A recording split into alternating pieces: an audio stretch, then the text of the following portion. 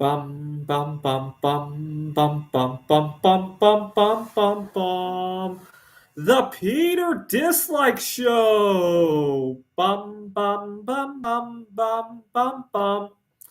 Well, I hope we all had a great day of atoning for sins. Yesterday was Yom Kippur. It was my third time observing it by fasting. Uh, I started doing this in 2021.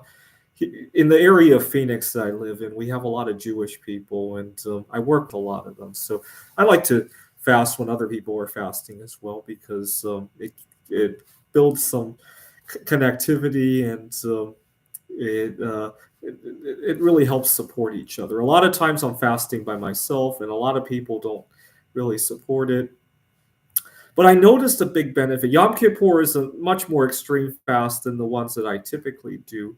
The ones I typically do, I'll still drink non-caloric fluids, right? And I'll drink a lot of tea, a lot of water for sure on other fasts. But Yom Kippur is a dry fast. You also have to abstain from sexual activity, which might not seem like part of a fast, but you'd be surprised how many times sex is the only thing that gets me through a fast, right? So it's very extreme, in my opinion, to have to abstain from that as well. You have to abstain from wearing leather shoes, which is not that big of a deal for me, depending on what I'm doing, right? And so you have to also abstain from washing yourself. Good luck during a pandemic. Even outside of a pandemic, not showering is it's one of those things that you really don't think about until you can't do it, right? And what I really loved about there are two things I love about the Yom Kippur fast. There are things I love during it, and then there are things I love after it's all done. During the fast, life simplifies a heck of a lot. Yesterday, I noticed I wasn't tossing garbage as much. I wasn't being interrupted. I would sit down to program something, and I wouldn't have to get up to go to the bathroom. When I'm sitting at home, I'll usually urinate into a 1 gallon container. I've gotten so used to that. At my computer desk at home, there's always a 1 gallon water bucket on the floor just so I can program without having to get up to go to the bathroom. When I'm making bismuth art, I also go in there because with bismuth, it might not be so bad. Sometimes you're working with metals that are toxic, right? And the last thing you want to do is to take off all your PPE and then risk spreading it everywhere. Go to the bathroom, touch your private parts after you've been working with lead or cadmium, and then come back, right? That's the last thing you want to do, right? It just helps reduce spreading the stuff everywhere, right? And not to mention, it's just a lot of hazards going on. You got to turn off your hot plate, get to the bathroom.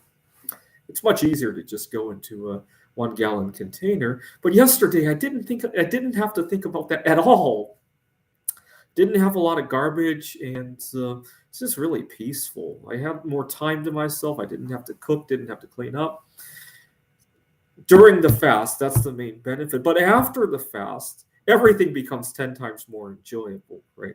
All of a sudden, you don't take taking a shower for granted anymore. It feels like the best shower you've ever taken. Gotta understand, I live in a very rundown apartment building. I really hate using the shower in the apartment building. Sometimes I'll literally go to the gym at Phoenix College just to take a shower because it's a lot cleaner, a lot more well maintained than my apartment. Right, ever since the pandemic, they've really done a good job at keeping the place clean. And but after 24 plus hours of not taking a shower, the whole dynamics of enjoyment change drastically. I don't take my food or water for granted anymore. I just have the best tasting water that I ever had. Uh, this time around, I fasted 26 and a half hours. Usually, I only do the 25, but this time I liked it so much I kept going. I was thinking about potentially fasting until I go to heaven, and because of I just had a lot of burnout here on Earth. I needed a trip somewhere. I haven't been able to take a trip here on Earth, and so I thought maybe heaven would be an alternative. But I'm glad I was able to go 26 and a half hours because one of these days, when it comes down to it, right? If I have a terminal illness or I lose my dignity or I'm solo sexual, and eventually uh, I think, well, my younger brother, he's also solosexual, I would think, and he doesn't have as healthy a lifestyle as I am. I wouldn't be surprised if I outlived him.